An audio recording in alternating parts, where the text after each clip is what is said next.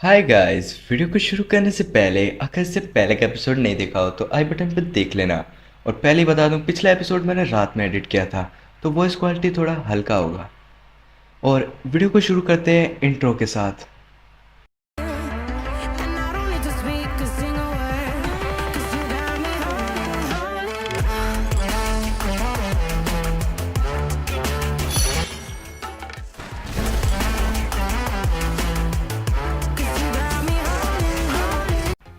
Episode की start होती है और हमें अपार्टमेंट को दिखाया जाता है जहाँ पे शिनो कहती है कि तुम मेरे नूडल्स खा गए। और शिरोया कह रहा होता है, शिरोकी, हाँ यार इसका जैपनीज नाम, शिरोकी कह रहा होता है यार इसे यूकी बुलाओ।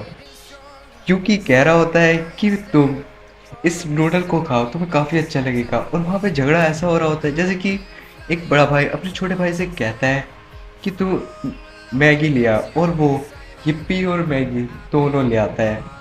जहाँ पे उन्हें साथ में अब कौन बनाएगा, क्यों यार सेम यही झगड़ा देख रहा होता है। और कहता है अगर तुम्हारे पास गवर्नमेंट है तो तुम्हें कॉलेज लाइफ में इतना सस्ता ही रूम मिलता है।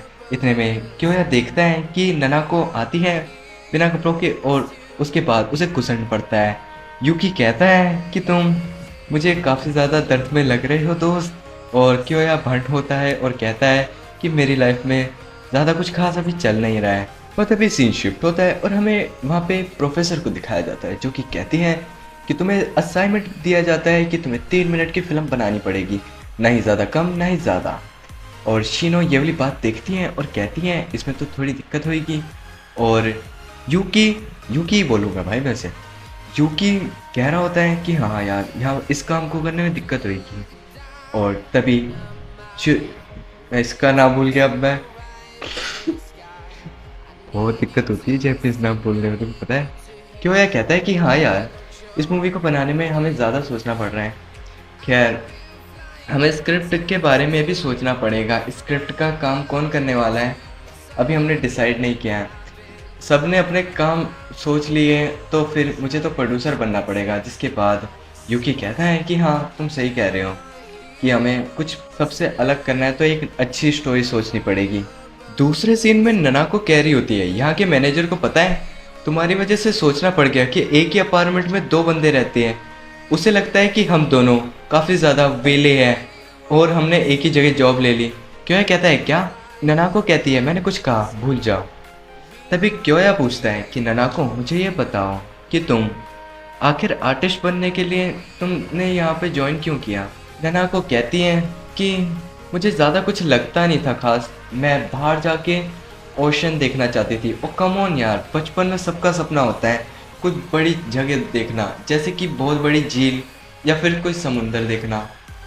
नना को कहती हैं कि वो उस विलेज में बोर हो गई थी, उसे लग रहा था कि कहीं उसकी ज़िंदगी वहीं ख़त्म ना हो जाए, तो इसलिए उसने यहाँ सिटी में आने का फ़ैसला किया। खैर ये सुनने में थोड़ा अजीब लगता है पर असली कारण उसका यही है।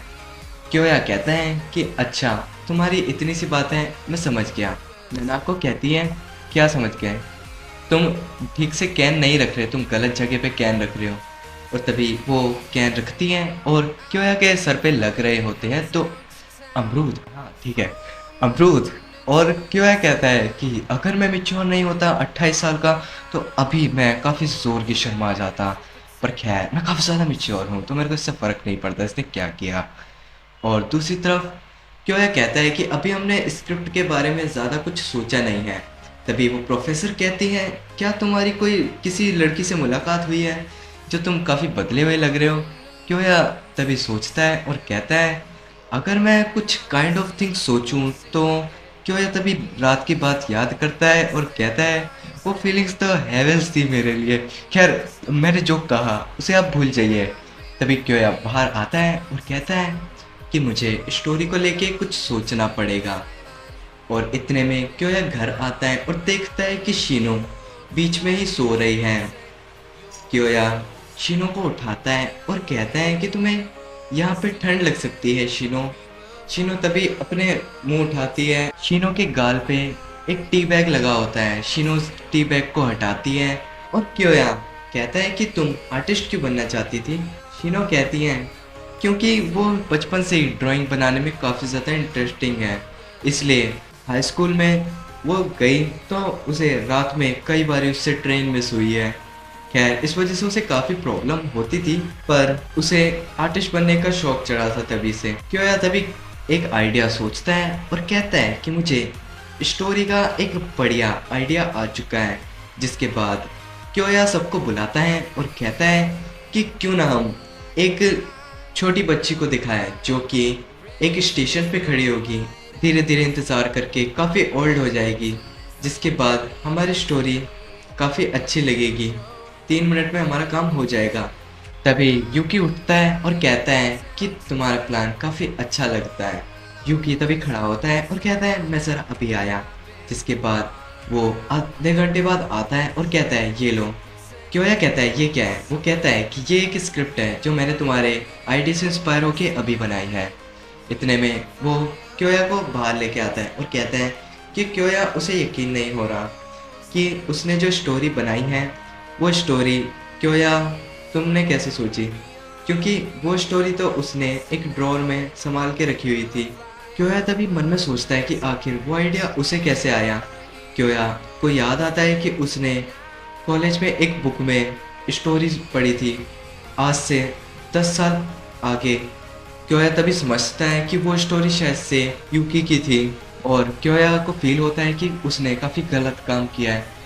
यूकी कह रहा होता है कि यार मेरे को यकीन नहीं हो रहा कि हम दोनों के थॉट्स कितने मिलते हैं, फिर तो ये स्टोरी काफ़ी अच्छी होगी। और दोनों कहते हैं चलो ठीक है हम इस पर काम करेंगे। और नेक्स्ट सीन में यूकी कह रहा होता है कि मैंने इतनी बढ़िया स्क्रिप्ट लिखी है, हमें इसे अच्छे से एडिट करना पड़ेगा। क्योया कहता है कि इसे हम एडिट नहीं कर सकते। यूकी कहता है कि शिनो बताओ ना तुम इस स्टोरी के बारे में क्या सोचती हो। शिनो कहती है मैंने इस स्टोरी के बारे में अभी ज़्यादा कुछ नहीं सोचा। यूकी ननाको से कहता है कि तुम स्टोरी के डायलॉग्स काफ़ी तेज बोल लेना, इससे 3 मिनट में हमारी वीडियो कवर हो जाएगी। क्योया ये सोच रहा होता है कि अगर उनकी वीडियो 3 मिनट से ज़्यादा जाएगी तो उनके पॉइंट्स कम हो सकते हैं। तभी क्योया कहता है तुम्हें मेरी बात को ध्यान से समझना चाहिए क्योंकि अगर हम 3 मिनट से ज़्यादा बनाएंगे या ज़्यादा वीडियो का एडिट करेंगे तो वीडियो अच्छी नहीं बनेगी, हमारे पॉइंट्स कट हो जाएंगे दोस्त। यूकी तभी खड़ा होता है और कहता है कि ठीक है तुम्हें जैसा लगे ठीक लगे तुम वैसे काम करो। इतने में क्योया काफ़ी नाराज़ होकर चल रहा होता है और काफ़ी सैड हो रखा होता है। इतने में शिनो कहती है कि तुम्हें इतना सैड नहीं होना चाहिए कि स्टोरी को लेके। और वहाँ तभी नीचे ननाको के पाँव के नीचे एक बंदा आता है और कहता है मैं बेहोश हो गया हूँ, मुझे क्या प्लीज़ तुम मेरे ग्रुप के पास ले जाओगे, क्योंकि वो ग्रुप यहाँ से बगल में थोड़ी सी दूर में ही है। वो उसे लेके आ जाते हैं। जिसके बाद वहाँ पे कुछ लोग आते हैं और उनसे मदद मांगते हैं क्योंकि उनका ग्रुप काफ़ी ज़्यादा बदनाम हो रखा है, जिस वजह से उनके ग्रुप को कोई ज्वाइन नहीं करना चाहता। क्योया कहता है अगर तुम्हारा ग्रुप इतना ज़्यादा बदनाम है तो आखिर मैं तुम्हारा ग्रुप ज्वाइन करके मुझे क्या फ़ायदा होगा। शिनो कहती है कि हमें किसी की हेल्प तो करनी चाहिए ना। तभी वो अपना नाम बताता है, खैर भूल गया हूँ। वो क्योया से कहता है कि मैं एक फ़ोटो एडिटर हूँ, कभी कोई काम पड़े तो मुझे याद करना। जिसके बाद सीन शिफ्ट होता है और कावा से कावा आती है और वो कहती है आखिर तुम यहाँ स्टेशन पे क्या कर रहे हो, क्या तुम भी यहाँ पे फिल्म बनाना चाहते हो। क्योया कहता है कि हाँ उसकी टीम का यही आइडिया है।